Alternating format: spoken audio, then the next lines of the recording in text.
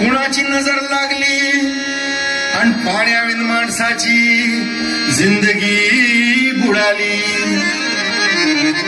नाही पाणी आव्हात, नाही खोल जमिनीत, नाही पाणी विहिरीत, नाही नदी नाल्यात. मायला मग पाणी गेलं तरी कुठं? पाणी हरवलं कोणी ते चोरलं, पाणी हरवलं कोणी ते चोरलं. शिंग्यावाडी बैराजाचं शेत पेटलं, पाणी हरवलं कोणी ते चोरलं. डेव्हलपमेंटचे वाहतात वारे, बुजविले नदी नाले सारे, उंच टावर मिरविती तोरे, कसे वाहणार पाण्याचे झरे.